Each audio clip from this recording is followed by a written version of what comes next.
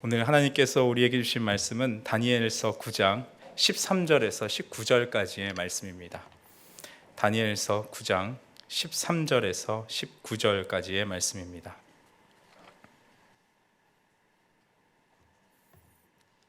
하나님의 말씀을 한 목소리로 봉독하시겠습니다.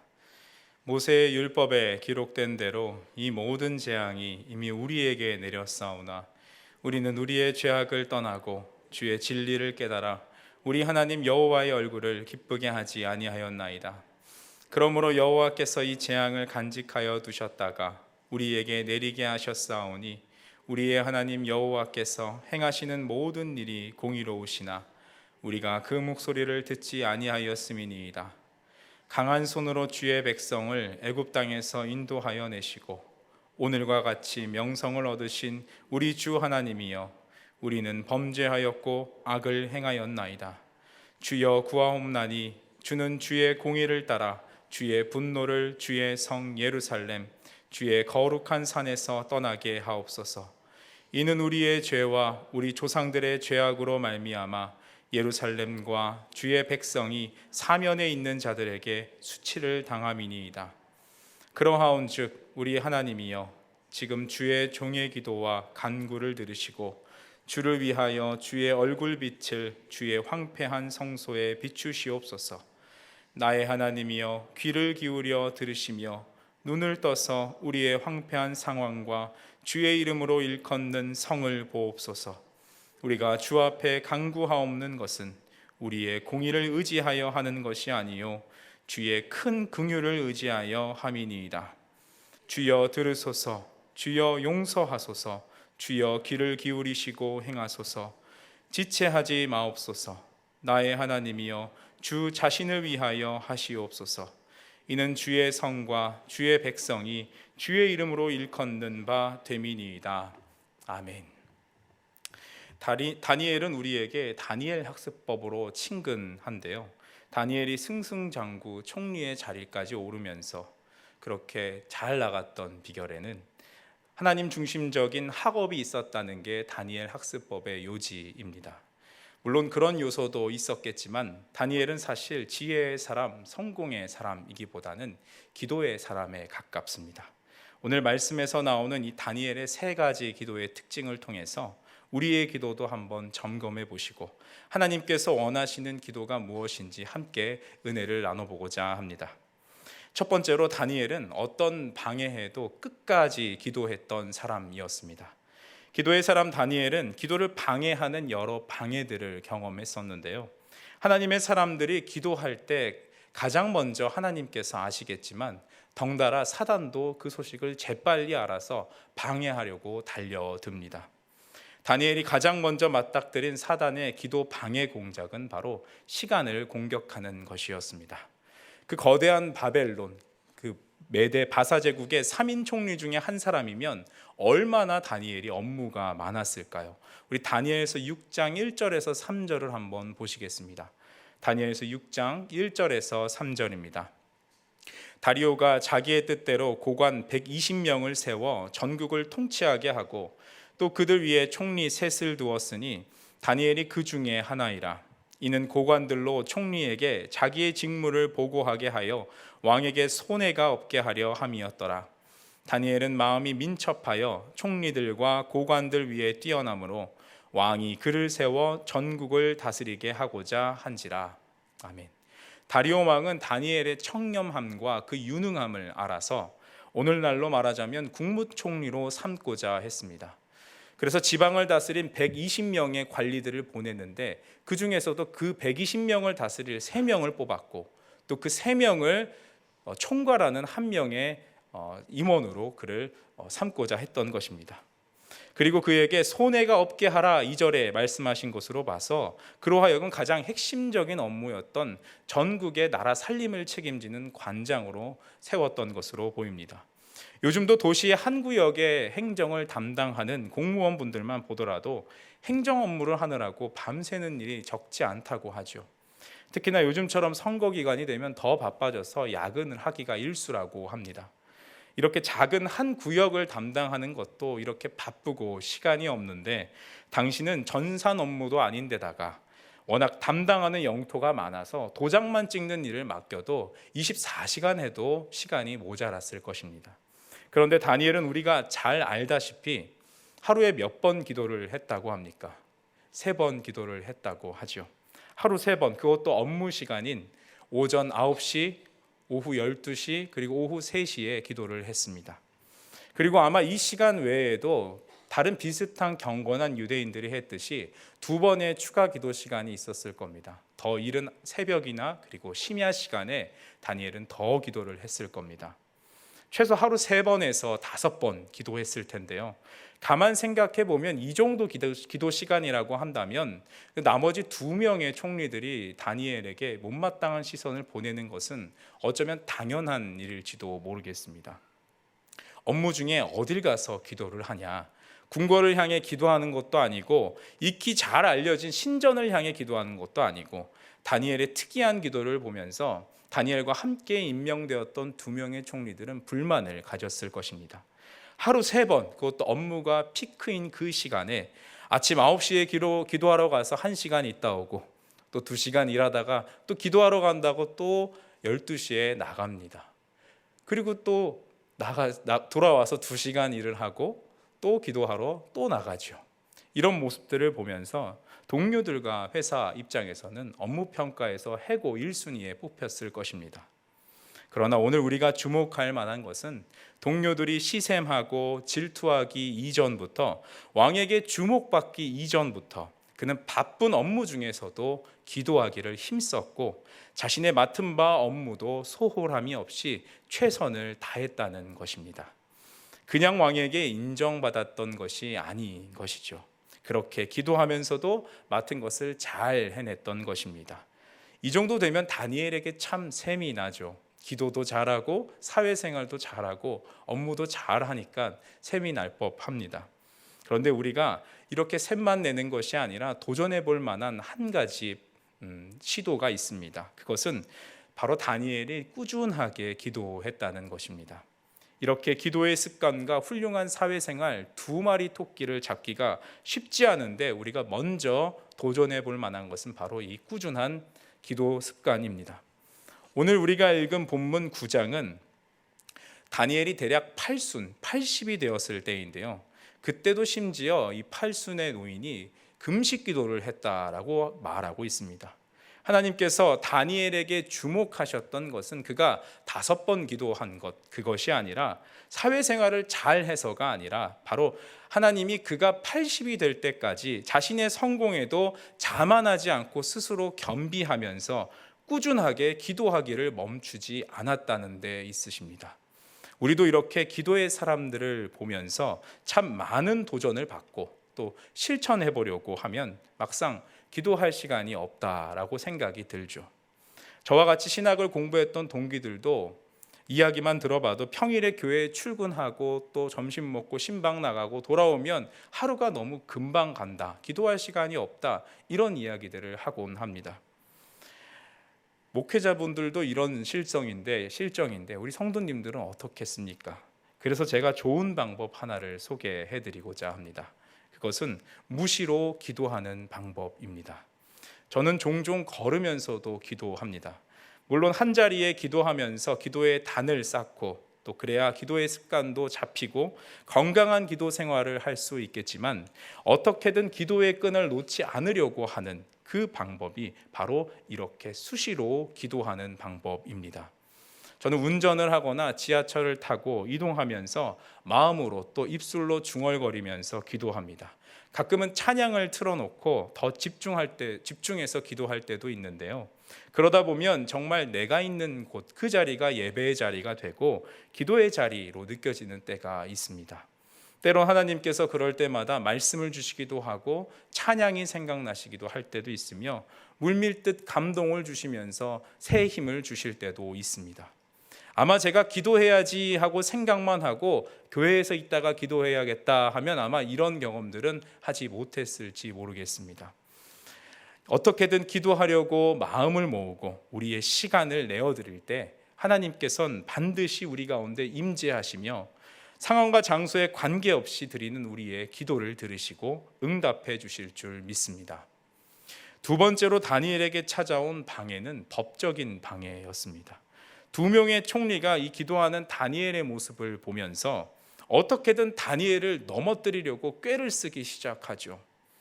아마 평소에도 마음에 들지 않았던 모양인지 여러 가지 구실들을 찾았을 것입니다. 다니엘서 6장 4절을 한번 보시겠습니다. 6장 4절에 보시면 이에 총리들과 고관들이 국사에 대하여 다니엘을 고발할 근거를 찾고자 하였으나 아무 근거, 아무 허물도 찾지 못하였으니 이는 그가 충성되어 아무 그릇됨도 없고 아무 허물도 없음이었더라. 아멘. 이들은 아무 허물도 찾지 못하자 하루 3번 기도하는 그 기도하는 행위에 대해서 그것을 불법으로 삼고자 했습니다. 얼마나 치사하고 참 옹졸한 방법인지요. 어떻게든 자신의 권력을 확대하려고 하고 그 와중에도 더 많이 갖고자 했던 이 자기중심적인 두 명의 고관들은 왕을 꼬셔가지고 기도금지법을 발의하자라고 말을 합니다. 거기다가 혹여 왕의 마음이 바뀌어서 이 법을 철회하게 될 것을 방지하기 위해서 기도금지법, 철회금지법을 세부사항에 넣습니다. 참 상식적으로 말이 잘 안 되는, 이해가 안 되는 그런 행동들이죠. 제가 법은 잘 모르지만 상식적으로만 봐도 이해하기 어렵습니다. 그런데 이런 법안의 내막을 아무것도 모르는 왕은 덜컥 그 법안에 사인을 해버립니다. 이제 현 시간부로 다니엘은 기도하는 순간 불법자로 낙인이 찍혀버립니다. 다니엘은 그러나 이 사실을 알고서도 기도하기를 멈추지 않았습니다. 그래서 이 일로 사자굴에 들어가기까지 했죠. 그러나 하나님께서는 이 기도의 사람 다니엘을 끝까지 보호해 주셔서 털끝 하나 상하지 않게 하셨고 오히려 왕의 입술로 하나님을 찬양하게 하고 온 제국이 하나님의 영광을 알게 했습니다. 하나님께서는 참 드라마틱한 것을 좋아하시는 것 같습니다. 이렇게 고난 가운데서 핍박 중에도 기도하는 사람을 통해서 하나님은 역전의 역사를 이루시는 분이신 줄을 믿으시기 바랍니다. 우리나라에는 이런 기도금지법이 없지만 미국은 이런 비슷한 법안이 작동했던 적이 있다고 들었습니다. 엥겔 대 비탈레 사건으로 알려진 이 사건은 케네디 취임 1년 후에 1962년 뉴욕에서 있었다고 합니다. 1960년대까지만 하더라도 미국 전역에서는 학교 조회 시간에 주기도문을 외우거나 기도하는 것이 합법이어서 이런 시간들을 갖곤 했다고 합니다. 그런데 뉴욕의 한 공립학교의 한 학부모가 여기에 반대하는 일이 있었습니다. 억지로 기도를 강요받은 학생은 없었지만 미국 대법원은 기도하는 것에 대해서 반대를 제기한 학부모의 손을 들어 주었죠. 이에 빌리 그레함 목사님은 이 소식을 들으시고 하나님께 호소할 수 없는 이 나라를 불쌍히 여기소서라고 기도하시기도 했다고 합니다. 그러나 케네디 대통령은 이를 지지하는 기자회견을 하면서 미국 전역에 일파만파 기도금지법이 확산되었다고 합니다. 토마스 제퍼슨 등 미국의 건국의 아버지라고 불리는 사람들이 만들어 놓은 이 필수적으로 기도로 하루를 시작하게 하는 법이 이때부터 폐지되기 시작했다고 하죠. 우리도 이렇게 과격하게 우리의 신앙의 자유를 제한하거나 또 방해하는 일들이 생기지 않도록 우리는 늘 깨어 기도하고 우리 나라와 민족을 위해서도 계속 기도해야겠습니다. 마지막으로 다니엘의 기도를 방해했던 것은 그에게 계속돼서 찾아오는 어려운 상황들이 기도를 방해했습니다. 포로 중에 포로가 되었던 다니엘은 우리가 읽은 9장의 시점에선 이미 높은 지위에 있었지만 그 자리에 오르기까지 참 수많은 어려움과 난관들이 있었는데요. 포로였지만 또 포로로 끌려가야 하는 참 비참한 상황에 놓여 있었습니다. 바벨론 포로로 끌려왔다가 바벨론이 멸망하자 이제 메데 바사 제국의 포로가 또 되어야 했습니다. 얼마나 처참합니까? 안 그래도 포로인데 또 다른 노예로 끌려가야 하는 일. 물론 당시에는 비일비재했고 그나마 다니엘은 식자층이라 그 대우가 다른 사람들보다 좋았겠지만 마음의 비참함은 다른 누구보다 크게 다가왔을 것입니다. 제가 만약 다니엘처럼 어린 나이에 이런 비참한 상황을 겪었다고 한다면 가장 먼저 하나님을 원망하고 왜 이런 나라에 나를 태어나게 하셨습니까? 하고 부모님을 원망했을지도 모르겠습니다. 그리고 그냥 모든 환경을 비관하면서 허무주의에 빠졌을지도 모릅니다. 그러나 다니엘은 그 어린 나이에도 불구하고 자신의 상황과 환경을 탓하지 않고 끝까지 기도했었던 기도의 사람이었습니다. 다니엘 2장 17절과 18절을 한번 보시면, 이에 다니엘이 자기 집으로 돌아가서 그 친구 하나냐와 미사엘과 아사랴에게 그 일을 알리고 하늘에 계신 하나님이 이 은밀한 일에 대하여 불쌍히 여기사 다니엘과 그 친구들이 바벨론의 다른 지혜자들과 함께 죽임을 당하지 않게 하시기를 그들로 하여금 구하게 하니라. 다니엘과 그의 친구들의 어렸을 때의 모습을 한번 보시죠. 왕은 포로로 끌려온 다니엘과 그 친구들에게 방금 꿈을 해석하지 못해서 죽임을 당했던 사람들의 피냄새가 코앞까지 오는 그런 상황에서 환상을 해석하지 못하면 너희는 저렇게 될 것이다 라는 무서운 협박을 받습니다. 왕의 말이 철회될 일은 없을 것이고 자비도 별로 없어 보이니 이제 남는 것은 그들이 환상을 해석하는 일만 남게 되었습니다. 그러자 다니엘은 친구들에게 중보기도를 부탁합니다. 바벨론의 다른 지혜자들처럼 내가 죽지 않도록 중보기도 해달라. 절체절명의 위기 속에서 이미 패배한 것처럼 보이는 하나님께 기도하는 것은 그들이 평소대로 해왔던 습관이 아니면 나올 수 없는 행동입니다. 지푸라기라도 잡는 심정으로 기도할 것이면 하나님께 할 것이 아니라 바벨론의 누군가, 그 어떤 신에게 기도해야 사실은 말이 맞는 것이죠. 그런데 이들은 지금까지 계속해서 의지했던 하나님께 기도하기 시작했습니다. 이들에게 여호와 하나님은 여전히 살아서 역사하시는 분이시며 비록 잠시 자신들은 포로로 끌려왔지만 지금도 함께하는 분으로 여겨졌기 때문에 이 시간에도 이 협박에도 기도할 수 있었던 것입니다. 친구들의 중보기도와 하나님께 부르짖었던 다니엘의 기도에 하나님께서는 응답해 주시고 그 어떤 술객도 풀지 못한 환상을 풀어서 해석해 주기 시작합니다. 뿐만 아니라 그 환상은 그 당대에만 해당하는 환상이 아니라 앞으로 인류 전체에서 영향을 미치게 된 아주 중대한 환상을 보게 하시고 해석하게 하신 것입니다. 하나님은 영적인 눈을 뜨게 하셔서 다니엘로 하여금 예수님의 시대까지 포착하게 하시고 이후에 일어날 일들에 대해서도 깨닫게 하셨으며 그 시대를 맞기 전까지 기도로 준비해야 함을 더욱 확신하게 하신 것입니다. 하나님께서는 이렇게 위기 가운데서도 기도의 끈을 놓지 않고 어떤 방해에도 계속해서 기도하는 사람들에게 크고 놀라운 비밀을 알게 하십니다. 온 우주를 통치하시고 지금도 우리를 다스리고 계시는 하나님께서는 내 모든 시야를 가리고 있는 중대한 문제 혹은 그것이 사소한 문제라고 할지라도 계속해서 하나님께 도움을 구하고 기도하실 때 그 문제 너머에서 일하고 계시는 그 하나님의 섭리와 일하심을 보게 하실 줄 믿습니다. 어려움 중에서도 나와 함께 하시는 하나님, 우리의 기도와 탄식 소리를 들으시는 하나님, 그 하나님의 섭리와 계획이 우리를 향해 있다는 것을 보게 하실 것입니다. 이런 믿음은 결국 우리에게 소망이 되어서 문제 가운데서 버티고 견디게 하시며 결국 문제를 넘어 승리케 하시는 하나님을 맛보게 하실 것입니다. 두 번째로 다니엘의 기도의 특징은 말씀을 붙들고 기도했다는 것입니다. 우리가 읽었던 다니엘서 9장 앞부분의 2절에 한번 보시면 곧 그 통치 원년에 나 다니엘이 책을 통해 여호와께서 말씀으로 선지자 예레미야에게 알려주신 그 연수를 깨달았나니 곧 예루살렘의 황폐함이 70년 만에 그치리라 하신 것이니라. 여기서 다니엘은 책을 통해서 깨달았다라고 말하고 있습니다. 이 책은 다니엘의 선배 선지자였던 예레미야가 기록했던 예레미야서를 말합니다. 그동안 다니엘은 천사가 직접 찾아와서 그가 보았던 환상이 무엇인지를 풀이해 주었는데도 다 깨닫지 못해서 번민하고 있었는데요.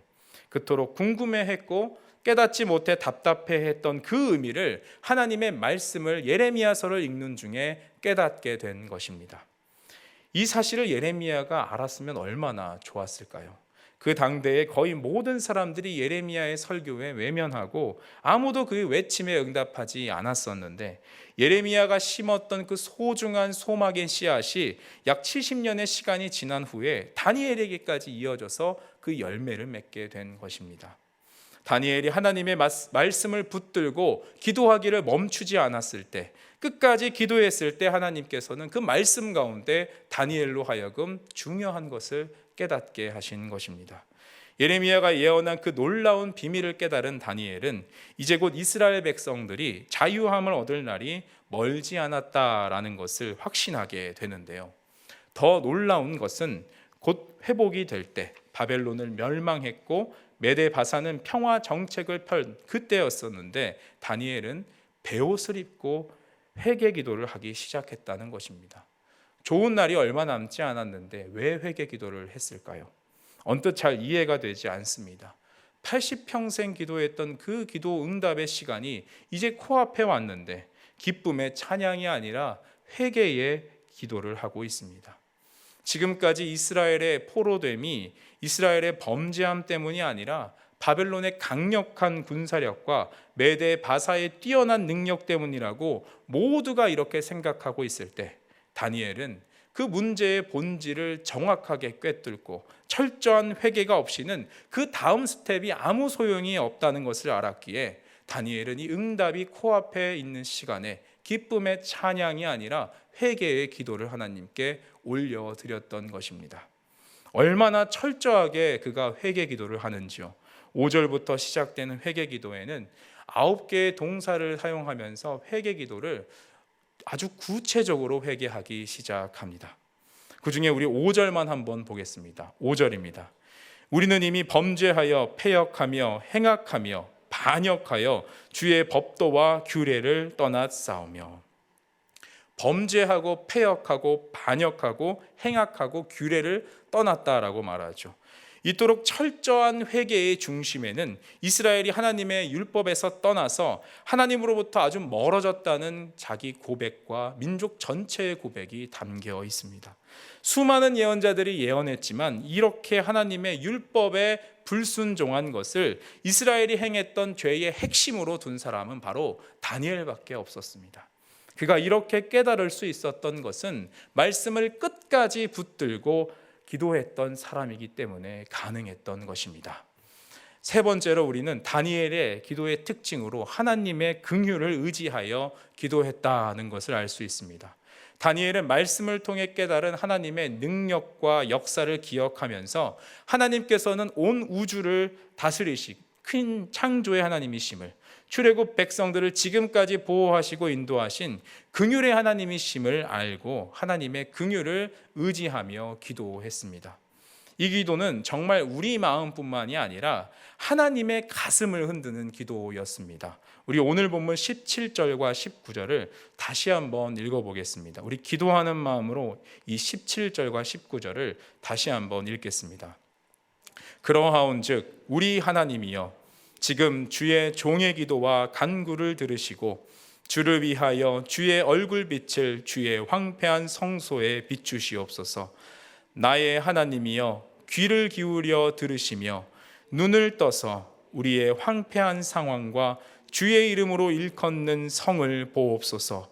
우리가 주 앞에 간구하옵는 것은 우리의 공의를 의지하여 하는 것이 아니요 주의 큰 긍휼을 의지하여 함이니이다. 주여 들으소서. 주여 용서하소서. 주여 귀를 기울이시고 행하소서. 지체하지 마옵소서.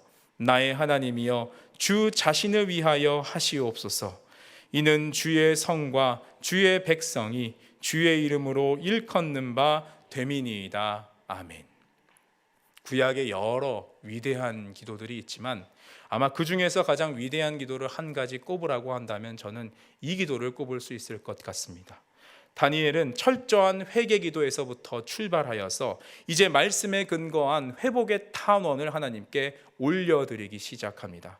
다니엘은 앞으로 다가올 자신들의 회복과 그 자유가 우리의 공의를 의지하여 된 것이 아니라 우리의 공로로 이루어진 것이 아니라 철저하게 주의 긍휼로 된 것임을 고백합니다. 다니엘 정도면 여기에 숟가락 하나 얹어서 그동안 고생도 좀 했고 앞으로도 고생할 거니까 자기 이름 구절 하나 정도는 넣어도 괜찮을 텐데 끝까지 다니엘은 하나님 자신을 위하여 일하옵소서라고 탄원합니다. 이처럼 하나님께서는 말씀을 붙들고 기도하며 하나님의 긍휼하심을 의지하며 기도하는 사람에게 회개의 영을 부어주시고 진정한 응답을 맛보게 하십니다. 만약 다니엘과 이스라엘이 이런 회개 기도가 없이 그동안의 잘못된 그런 과정들을 되돌아보는 과정이 없이 예루살렘 도성이 회복되고 자유함을 얻으면 어떤 일이 일어났겠습니까?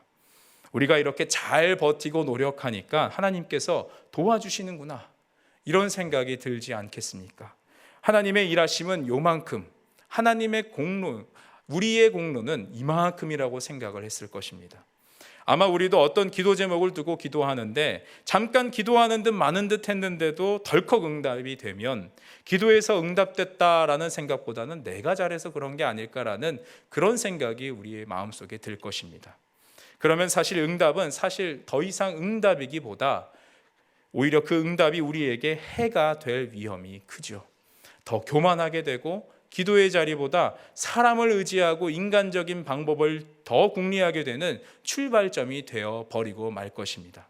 그래서 하나님께서는 우리에게 회개의 영을 부어주셔서 돌아보게 하시고 말씀 앞에 서게 하시며 하나님의 섭리로 그 응답을 확정하셨어도 우리로 하여금 계속해서 기도의 자리를 지키게 하시는 것입니다. 하나님은 이런 다니엘의 기도에 오늘 본문의 다음 구절을 보시면 기도가 채 끝나기도 전에, 기도하는 그 도중에 응답을 주시는 것을 볼 수 있습니다. 우리 다니엘서 9장 20절 21절을 마지막으로 한번 읽어보겠습니다. 9장 20절 21절입니다. 내가 이같이 말하여 기도하며 내 죄와 내 백성 이스라엘의 죄를 자복하고 내 하나님의 거룩한 산을 위하여 내 하나님 여호와 앞에 간구할 때 곧 내가 기도할 때에 이전에 환상 중에 본 그 사람 가브리엘이 빨리 날아서 저녁 제사를 드릴 때쯤에 내게 이르더니. 아멘. 하나님도 얼마나 다니엘의 기도를 들으시고 마음이 흔들리셨는지, 얼마나 급하셨는지 기도가 채 끝나기도 전에 응답을 주십니다. 이를 통해 우리는 하나님께서 우리의 기도에 늘 귀 기울여 주시고 속히 응답하실 준비를, 이미 응답의 역사를 진행하고 계시고 있음을 알 수 있게 됩니다. 다니엘에게 주신 응답은 이미 오래전부터 계획하고 계셨던 영원한 의가 드러나는 예수님의 오심이었습니다. 다니엘이 원했던 응답, 이스라엘의 참된 회복과 그 자유를 경험하게 되기를 원했던 그 기도에는 하나님께서 넘치고도 넘치는 응답으로 아예 영원한 자유와 회복의 응답으로 다니엘에게 응답해 주십니다. 하나님께서는 이렇게 주의 긍휼을 의지하고 하나님의 일하심을 기억하며 끝까지 기도하는 사람에게 놀라운 응답을 경험하게 하십니다. 세상 그 어떤 방법보다, 그 어떤 지혜와 방법보다 하나님의 방법을 넘어서는 것이 있겠습니까? 우리의 제한적인 방법이나 우리의 좁은 이해로는 상상할 수 없는 방법, 바로 하나님의 방법으로 우리에게 응답해 주실 줄 믿습니다. 우리 이 시간 우리 다 함께 마음을 모아서 하나님의 일하심을 간구하는 기도를 간절히 올려드리겠습니다. 시간 천부여 의지 없어서 찬양할 텐데 우리 두 손을 들고 이 찬양을 함께 부르면서 회개하는 마음으로 이 찬양을 함께 부르도록 하겠습니다.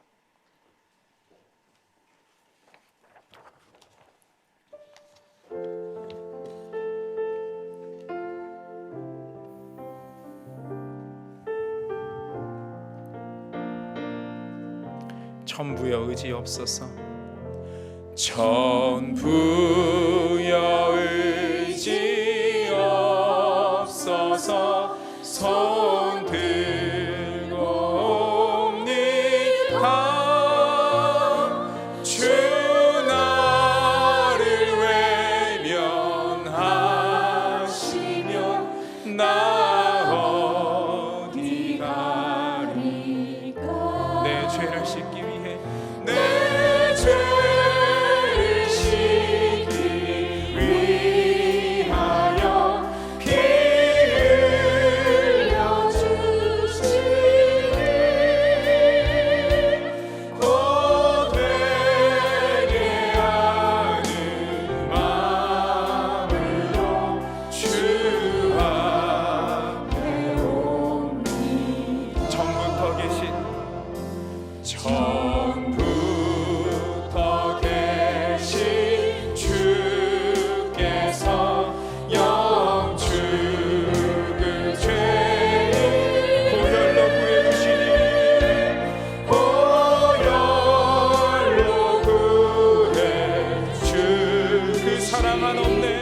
그